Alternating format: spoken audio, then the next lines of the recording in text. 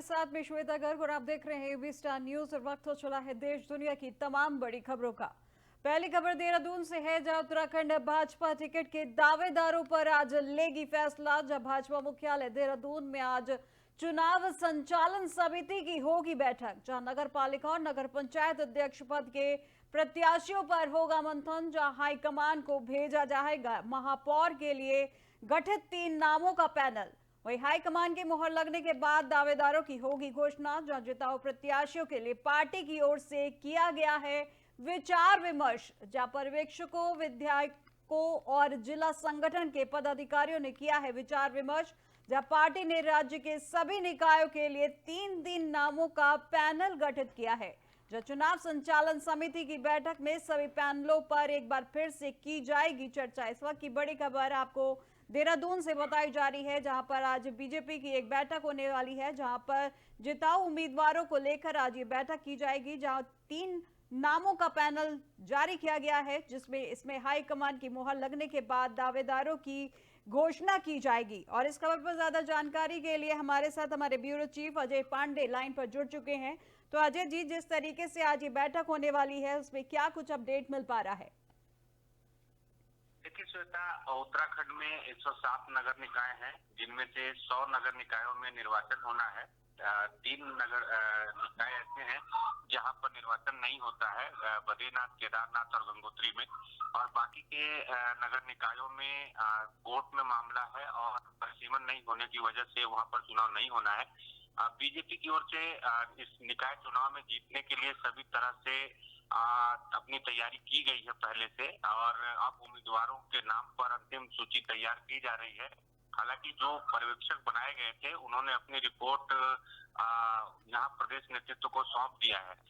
इसके बावजूद अभी भी मंथन किया जा रहा है और 3 नामों की जो सूची है उसको कैसे फाइनल किया जाए, किसको प्रत्याशी घोषित किया जाए, इस पर लगातार मंथन और चिंतन किया जा रहा है।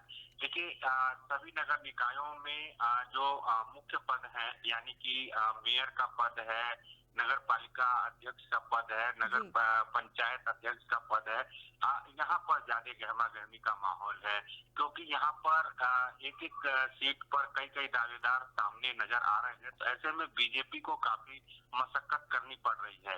इसके साथ साथ जो पार्षद हैं या अन्य सभासद के जो प्रत्याशी हैं, वो भी दावेदारी कर रहे हैं। तो कुल मिलाकर के ऐसा माना जा रहा है कि आज शाम तक कुछ नामों का जो लिस्ट है वो फाइनल कर दिया जाएगा, यानी उनकी घोषणा कर दी जाएगी।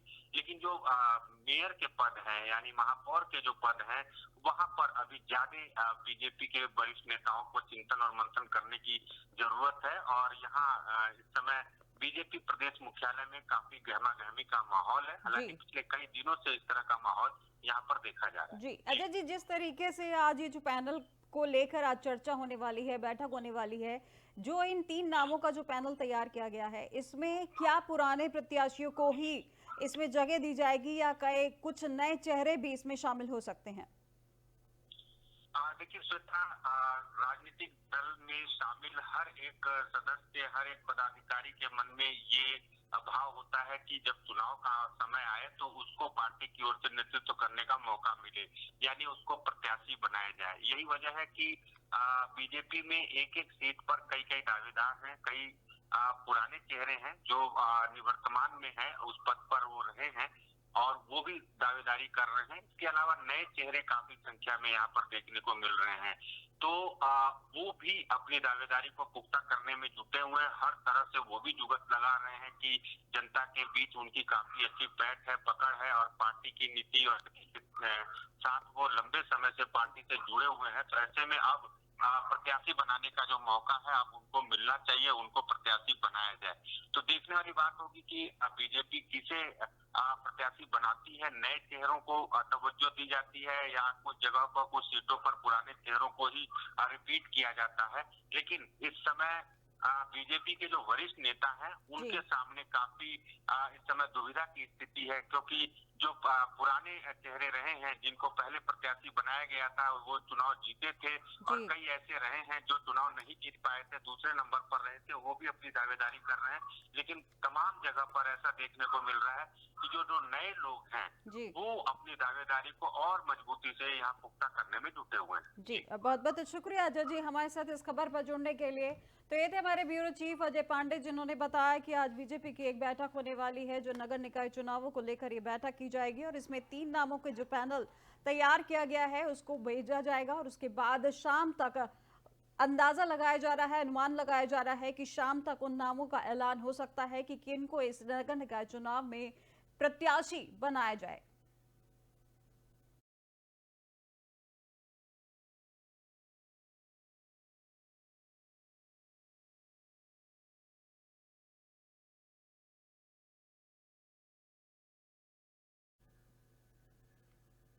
प्रधानमंत्री नरेंद्र मोदी आज दोपहर करीब 12 बजे नई दिल्ली स्थित भारत मंडपम में वीर बाल दिवस कार्यक्रम में हिस्सा लेंगे, और इस दौरान पीएम मोदी बच्चों को देश के भविष्य की नींव के रूप में सम्मानित करेंगे और कार्यक्रम में उपस्थित लोगों को संबोधित भी करेंगे।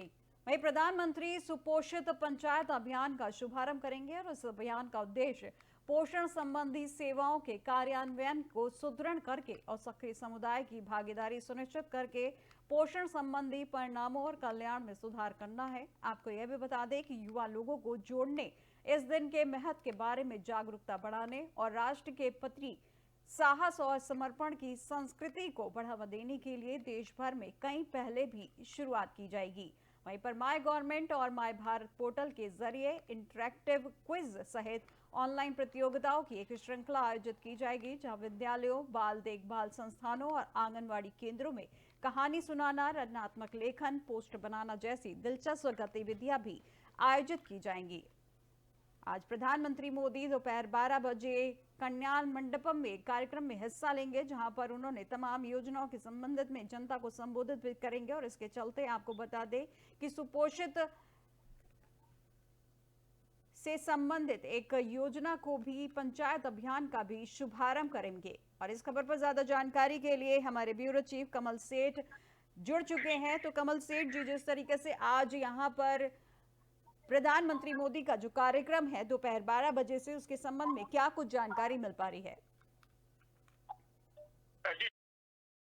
में आज प्रधानमंत्री के 2 कार्यक्रम है। पहला कार्यक्रम जिससे भारत मंडपम में वीर बालक दिवस के उपलक्ष्य में कार्यक्रम होगा। वीर बालक दिवस की अगर बात करें तो सिखों के गुरु गोविंद सिंह जी के पुत्रों जोरावर सिंह और फतेह सिंह की जो है शहादत की याद में मनाया जाता है, जिन्हें जो है मुगल बादशाहों ने जो है इस्लाम धर्म स्वीकार करने के लिए कहा, इसके खिलाफ उन्होंने खिलाफत की और उन्हें जो है जिंदा दीवारों में चिरवा दिया गया था। गुरु गोविंद सिंह के 2 पुत्र जोरावर सिंह और फतेह सिंह को जो जिंदा दीवार में चुनवा दिया गया था, उन्हीं की याद में आज 26 दिसंबर को वीर बालक दिवस मनाया जाता है। और इस अवसर पर जो है पहले जो गणतंत्र दिवस पर देश के वीर बालकों और वीर बालिकाओं को जो सम्मान किया जाता था, अब उनका सम्मान 26 जनवरी को न होकर आज जो है भारत मंडपम में प्रधानमंत्री करेंगे। तो वीर बालक दिवस की याद में जो है आज प्रधानमंत्री जो देश के वीर बच्चों को सम्मानित करेंगे। इसके अलावा प्रधानमंत्री कहा है भारत की भविष्य जो है बच्चों को समर्पित करने वाली राष्ट्रव्यापी उत्सव वीर बालक दिवस पर जो है प्रधानमंत्री कार्यक्रम को संबोधित भी करेंगे। इसके अलावा आज ही भारत मंडपम से जो है रिमोट के माध्यम से, यानी जो है यहाँ दिल्ली से बैठकर जो है प्रधानमंत्री जो सुपोषित पंचायत अभियान का शुभारंभ करेंगे। इसका उद्देश्य पोषण संबंधी सेवाओं को जो कार्यान्वयन को सशक्त बनाकर पोषण संबंधी कार्यक्रमों में सुधार करना है। सुपोषित ग्राम पंचायत का शुभारंभ आज करेंगे। इस अवसर पर जो देश की जो है 10,000 संरक्षित ग्राम पंचायतों को पुरस्कृत किया जाएगा। इस पुरस्कार राशि का 50% हिस्सा आंगनबाड़ी कार्यकर्ताओं, सहायिकाओं और पंचायतों को दिया जाएगा। इसके साथ ही जो 50% बची हुई राशि है वो आंगनबाड़ी केंद्रों को पोषण स्तर पर जो है खर्च करने के लिए दिया जाएगा। देश के 100% संपत्ति अब केवल 1 क्लिक की दूरी पर जो है स्वामित्व योजना है, इसके तहत जो है भूमि का नक्शा होता है या उसके जो टैक्स का भुगतान होता है वो 1 क्लिक पर हो जाएगा। इस कार्यक्रम के भी शुभारंभ प्रधानमंत्री आज करेंगे। इसके तहत जो देश के 2.19 करोड़ से ज्यादा संपत्तियों का चिन्हीकरण हो चुका है। जी शुक्रवार को यानी आज प्रधानमंत्री जो 10 राज्यों और 2 केंद्रशासित प्रदेशों के 50,000 गाँव के 58 लाख से ज्यादा लोगों को ई वितरण के जरिए स्वामित्व कार्ड सौंपेंगे। इस वर्चुअल कार्यक्रम में जी उत्तर प्रदेश, छत्तीसगढ़, गुजरात, हिमाचल, मध्य प्रदेश, हिमाचल प्रदेश, महाराष्ट्र, मिजोरम, उड़ीसा, पंजाब, जी जी राजस्थान, जम्मू कश्मीर, लद्दाख सहित जो है ये राज्य शामिल होंगे, जिसमें मैंने बताया कि 6,28,221 गांव जो है शामिल है। पंचायती राज मंत्रालय ने बताया कि वो देश के 92% जो है गाँव का ड्रोन सर्वे करा चुके, यानी इन घरों का नक्शा बनाने का जो प्राथमिक काम जो है वो लगभग पूरा हो चुका है। स्नेह कमल जी, इसके 2026 जी तक जो है जी देश के सभी गाँव की मैपिंग करा ली जाएगी। जी स्नेह कमल जी, ये जो आज कार्यक्रम आज जो शुरू होने वाला है, सुपोषित के कार्यक्रम की योजना जो शुरू आज करने वाली है, जिसका शुभारंभ करने वाले हैं, उसकी जागरूकता बढ़ाने के लिए और राष्ट्र के प्रति जो साहस और समर्पण की संस्कृति को बढ़ावा देने के लिए जो कई पहले भी जो शुरू की जाएंगी, उसके संबंध में और क्या कुछ किया जा रहा है कब, क्योंकि बताया जा रहा है माय गवर्नमेंट और माय भारत पोर्टल के जरिए भी कई कुछ प्रतियोगिताएं भी रखी गई हैं। वो किस तरीके की प्रतियोगिता होंगी कि आखिर किस तरीके से युवाओं को जोड़ने के लिए पहल की जाएगी? जी, जिस तरह से आपने बताया कि mygov.co.in जो है गवर्नमेंट की वेबसाइट है, उसके माध्यम से अक्सर जो है रैंडम लोगों को जो है मैसेज मिलते हैं कि जो देश की तमाम योजनाएं हैं या देश के सांस्कृतिक विरासत, उसको लेकर जो है एक क्विज कॉन्टेस्ट होता है। उसके माध्यम से जो लोग भाग लेते हैं, जवाब देने वाले को और पार्टिसिपेट मैंने उसमें सम्मिलित होने वाले और जो सही जवाब देते सभी को जो प्रमाण पत्र जो है ई माध्यम से उनके मोबाइल पर ही जो है या कंप्यूटर पे आता है। तो कम से कम सरकार इन तमाम चीजों को लेकर देश में जागरूकता बढ़ाने के लिए ऐसे छोटे छोटे कार्यक्रम भी इसमें करती रहती है। जिस तरह से आपने बताया कि ये जो गवर्नमेंट की वेबसाइट है उसके माध्यम से भी प्रतियोगिताएं होती है। और आज जिस तरह से 2 बृहद कार्यक्रम, बड़े कार्यक्रम प्रधानमंत्री द्वारा आज शुरू होने हैं। भारत मंथन में 120 बालक दिवस योजना है, दूसरा सुपोषित ग्राम योजना है। जी, ये जो आयोजित की जा रही हैं, जो एक्टिविटीज जो स्टार्ट की जा रही हैं, क्या ये एक्टिविटी स्टार्ट हो चुकी हैं और इस एक्टिविटी में पार्टिसिपेट करने के लिए किस तरीके से बच्चे इसमें रजिस्ट्रेशन कर सकते हैं? जी, ये जो है mygov.co.in पे जो प्रतियोगिताएं होती है वो आज से नहीं, पिछले कई सालों से लगातार हो रही है। इसके लिए कोई रजिस्ट्रेशन नहीं करना होता। इसमें आपको mygov.in पे जाके जो है क्लिक करना होता है। उसके बाद क्लिक करने के बाद जो करंट आप जो इशू होते हैं उसको लेकर जो कोई प्रतियोगिता होती है उसमें आप जो ऑनलाइन ही जो है जवाब देते हैं। जवाब आपका सही होता है, पार्टिसिपेट करते हैं तो इसको कुल मिलाकर 2-3 मिनट में कुछ होता है। उसके बाद तत्काल आपको जो है प्रमाण पत्र आता है, उसको आप डाउनलोड कर सकते हैं। तो ये इस तरह की योजनाएं आज से नहीं कई सालों से जो है प्रचलित है और चल भी रही हैं। जी, बहुत बहुत शुक्रिया स्नेह कमल जी हमारे साथ इस खबर पर जुड़ने के लिए। तो ये थे हमारे ब्यूरो चीफ स्नेह कमल सेठ, जिन्होंने बताया कि किस तरीके से आज कार्यक्रम होने वाले हैं, जहां सुपोषित पंचायत अभियान की शुरुआत प्रधानमंत्री मोदी द्वारा किया जाने वाला है। और ये कार्यक्रम दोपहर 12 बजे कल्याण मंडपम में आयोजन होगा, जिसका शुभारंभ प्रधानमंत्री मोदी के द्वारा किया जाएगा। और जो सुपोषित कार्यक्रम का शुभारंभ आज किया जाएगा वो वर्चुअली माध्यम से किया जाएगा और उससे युवाओं को जोड़ने के संबंध में भी कई कार्यक्रम भी आयोजित किए जा रहे हैं, जो माय गवर्नमेंट की वेबसाइट पर ये कार्यक्रम शुरू हो चुके हैं।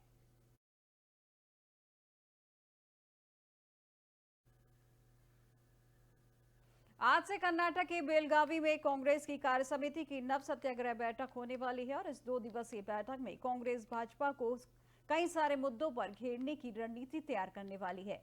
इसमें प्रमुख तौर पर अंबेडकर मुद्दे को लेकर भाजपा को घेरने की रणनीति शामिल है। आपको बता दें कि संसद के शीतकालीन सत्र में बाबा साहेब भीमराव अंबेडकर को लेकर गृह मंत्री अमित शाह ने टिप्पणी की थी, जिसके लिए देश के सियासत में गर्माहट बढ़ गई थी। वह बेलगावी में होने जा रही बैठक में डॉक्टर अंबेडकर के अपमान का मुद्दा जोर शोर से उठाया जाएगा। वहीं बेलगावी में 100 साल पहले कांग्रेस के ऐतिहासिक सत्र हुआ था, जिस सम्मेलन में ही महात्मा गांधी कांग्रेस के अध्यक्ष बने थे। उस सम्मेलन की याद में 26 से 27 दिसंबर को कांग्रेस कार्य समिति की बैठक करने जा रही है और इसे नव सत्याग्रह बैठक का नाम दिया गया है। कार्य सर्वसम्मति की बैठक उसी स्थान पर होगी जहां पर महात्मा गांधी की कांग्रेस की अध्यक्षता संभाली थी और इसे कांग्रेस कार्य समिति के सदस्यों के साथ स्थायी आमंत्रित, विशेष आमंत्रित सदस्य और संसदीय दल के पदाधिकारी, पूर्व सीएम समेत 200 नेताओं के शामिल होंगे। वहीं बैठक 26 दिसंबर को महात्मा गांधी नगर में दोपहर 2:30 बजे से शुरू होगी। वहीं 27 दिसंबर को जय बापू, जय भीम, जय संविधान रैली निकाली जाएगी और इसमें अखिल भारतीय कांग्रेस के सदस्य और पार्टी कार्यकर्ता भी भाग लेंगे। और इस खबर पर भी ज्यादा जानकारी के लिए हमारे ब्यूरो चीफ कमल सेठ लाइन पर जुड़ चुके हैं, जहां पर कमल सेठ इस खबर पर ज्यादा जानकारी के लिए जुड़ चुके हैं। और आपको बता दें कि इस पे भाजपा के कई मुद्दों पर आज जो घेरने की कांग्रेस की जो आज बैठक होने वाली है, उस पर क्या कुछ जानकारी मिल पा रही है? अजी, कांग्रेस की जो सबसे बड़ी कांग्रेस कमेटी, जो सबसे बड़ी जो कार्यदायी संस्था होती है, CWC यानी कांग्रेस वर्किंग कमेटी की आज विशेष बैठक जो है कर्नाटक के बेलगावी में होनी है, क्योंकि बेलगावी का चयन इसलिए किया गया था कि अब से 100 साल पहले महात्मा गांधी बेलगावी में कांग्रेस के सत्र के दौरान कांग्रेस के अध्यक्ष चुने गए थे। उसी की याद में जो कांग्रेस अपना CWC का यानी कार्य समिति की बैठक बेलगावी में कर रही है। इस 2 दिवसीय बैठक की शुरुआत आज दोपहर 2:30 बजे से जो है वहाँ बेलगावी में जो एक अस्थायी नगर बताया गांधीनगर, वहाँ पे जो है महात्मा गांधी नगर से जो 2:30 बजे शुरुआत होगी। और जिस तरह से आपने कार्यक्रमों का जिक्र किया, तो कार्य समिति में तमाम विषय है जो सरकार को जो चुनाव पर घेरने का विषय हो, तमाम चीजों पर जो पिछले चुनाव परिणाम तो उन पर मंथन होगा। साथ ही साथ सबसे बड़ा विषय होगा जिस तरह से पिछले दिनों जो है बाबा साहब भीमराव अम्बेडकर को लेकर जो है गृह मंत्री अमित शाह ने बयान दिया था, उन तमाम मुद्दों को लेकर जो है भारत भाजपा को घेरने के लिए भी कांग्रेस रणनीति बनाएगी। इस संसद के शिष्टाचार जैसे अमित शाह ने बयान दिया था, उसको लेकर देश की राजनीति में काफी गर्माहट है, जिसे सभी लोगों ने कहा ये बाबा साहब भीमराव अम्बेडकर का अपमान है। और जैसा कि मैंने कहा कि बेलगावी में 100 साल पहले कांग्रेस का एक ऐतिहासिक सत्र हुआ था, इस सत्र में ही महात्मा गांधी कांग्रेस के अध्यक्ष बने थे। उसी की याद में जो आज से 2 दिवसीय जो है कार्य समिति की बैठक हो रही है। इस बैठक को जो कार्य समिति की जो बैठक इसे 9 सत्याग्रह का नाम दिया गया है। और ये बैठक ठीक उसी स्थान पर होगी जहाँ 100 साल पहले महात्मा गांधी कांग्रेस के अध्यक्ष बने थे। और जैसा कि आपने बताया कि इस विशेष सत्र में जो कांग्रेस का CWC का विशेष आमंत्रित सम्मेलन है, इसमें जो है कार्य समिति के जो अस्थायी सदस्य होते हैं, जो विशेष आमंत्रित सदस्य होते हैं, इसके अलावा तमाम जो अस्थायी सदस्य होते हैं, कांग्रेस के कांग्रेस के जो संसदीय के वरिष्ठ पदाधिकारी होते हैं, तमाम जो पदेन सीएम है या पूर्व सीएम है, ये सभी इस बैठक शामिल होंगे। लगभग 200 से अधिक पदाधिकारी इस बैठक में शामिल होंगे। और वहीं कल जब इस कार्यक्रम का समापन होगा तो उससे पहले जो है बेलगावी में ही कांग्रेस जो है एक जय बापू, जय भीम, जय संविधान रैली निकालेगी, जिसमें अखिल भारतीय कांग्रेस कमेटी के तमाम पदाधिकारी और कांग्रेस के तमाम कार्यकर्ता जो है इसमें भाग लेंगे। जी, स्नेह कमल सेठ जी, इस तरीके से आज ये नव सत्याग्रह का एक नाम देकर इन्होंने एक बैठक जारी की है जो 2 दिवसीय चलने वाली है। इस बैठक का मेन उद्देश्य क्या है? क्या सिर्फ भाजपा को घेरने का मेन उद्देश्य है या आने वाले चुनावों को देखकर इसमें कांग्रेस की अपनी कोई खास रणनीति भी रहेगी? जी, जिस तरह से ये कार्यक्रम मैंने कहा कि विशेष जो है कार्य समिति का विशेष सत्र जो है, इसकी जो पहले तो सबसे पहले जो महात्मा गांधी के 100 साल पूर्व कांग्रेस बनने की जो याद में किया जाए, उसके अलावा जो मैंने कहा कि भारतीय जनता पार्टी को घेरने के लिए जो तमाम जो विषय है उस पर भी चर्चा होगी। जी, बहुत बहुत शुक्रिया स्नेह कमल जी हमारे साथ इस खबर पर जुड़ने के लिए। ये तो हमारे ब्यूरो चीफ स्नेह कमल सेठ, जिन्होंने बताया कि आज कांग्रेस की एक बैठक होने वाली है जिसके चलते वो भाजपा को घेरने की पूरी तैयारी कर रही है, जिसमें वो अंबेडकर मुद्दे को लेकर यहां पर भाजपा को घेरने की तैयारी कर रही है। उसी के साथ ही ये भी बताया जा रहा है कि कल 27 दिसंबर को एक रैली का आयोजन किया जाएगा जो भाजपा को कई मुद्दों पर ये जो घेरा जाएगा। वहीं नव सत्याग्रह बैठक का इनाम दिया गया है। इसमें तमाम मुद्दों पर पार्टी के कई पदाधिकारी साथ में मौजूद रहेंगे और कई लोग इसमें मौजूद रहेंगे, क्योंकि ये जो कार्यक्रम रखा गया है वो बापू की 100वीं शताब्दी पूरी होने के चलते ये कार्यक्रम का आयोजन किया गया है।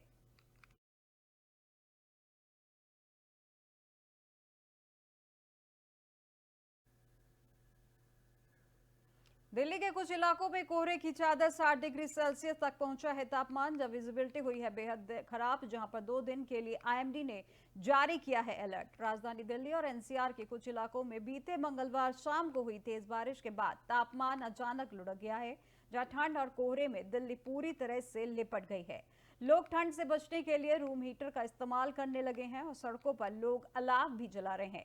बारिश और ठंड के चलते रैन बसेरों में रहने वाले लोगों की मुसीबत बढ़ गई है।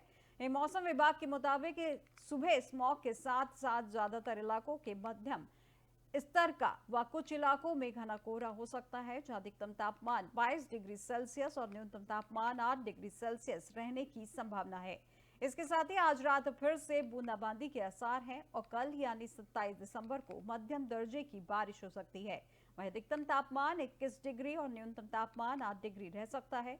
वहीं 28 दिसंबर को भी हल्की से मध्यम बारिश हो सकती है। वहीं अधिकतम तापमान 21 और न्यूनतम तापमान 8 डिग्री रहेगा और इसके बाद 29 दिसंबर को मौसम साफ हो जाएगा। वहीं दिल्ली एयरपोर्ट के अधिकारियों ने बीते बुधवार को एक एडवाइजरी भी जारी की है, जिसमें यात्रियों को चेतावनी दी गई है कि कैट 3 मानकों का पालन न करने वाली उड़ानों में कम दृश्यता के कारण संभावित व्यवधान हो सकता है। वहीं सोशल मीडिया प्लेटफॉर्म एक्स पर एक पोस्ट में अधिकारियों ने कहा कि जबकि दिल्ली एयरपोर्ट पर लैंडिंग और टेक ऑफ जारी है, कैट 3 मानकों का पालन न करने वाली उड़ानें प्रभावित हो सकती हैं और यात्रियों से उड़ान के संबंधित एयरलाइन से संपर्क करने का भी अनुरोध किया गया है। वहीं पोस्ट में कहा गया है कि किसी भी असुविधा के लिए हमें खेद है।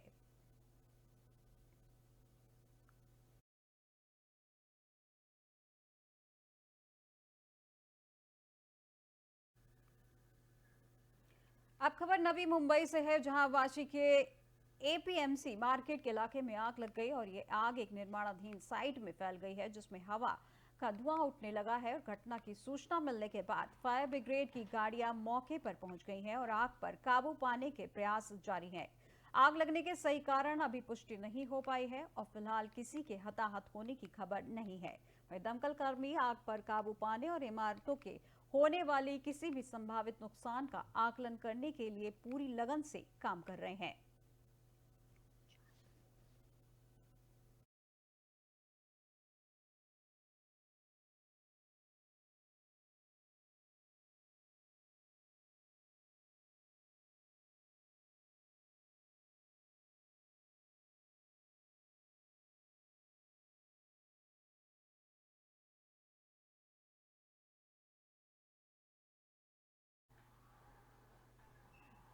घने कोहरे के कारण देश के विभिन्न भागों में दिल्ली आने वाली 18 रेलगाड़ियां देरी से चल रही हैं। वहीं कोहरे का असर फ्लाइट सेवाओं पर भी पड़ा है। वहीं दिल्ली एयरपोर्ट ने एडवाइजरी जारी कर कहा कि कोहरे के कारण उड़ानों में देरी हो सकती है, इसलिए यात्री फ्लाइट सेवाओं की ताजा जानकारी के लिए एयरलाइन से संपर्क करें। भारतीय रेलवे ने बताया कि घने कोहरे के कारण देश के विभिन्न हिस्सों से दिल्ली आने वाली 18 ट्रेनें देरी से चल रही हैं। वही जानकारी के मुताबिक ट्रेनें 30 से 275 मिनट तक लेट हैं। ट्रेन संख्या 12,721 दक्षिण एक्सप्रेस, जिसे दिल्ली सुबह 3:40 पर पहुंचना था, वह 2:75 मिनट की देरी से पहुंची है और इस तरह से कई अन्य ट्रेनें भी काफी लेट चल रही हैं।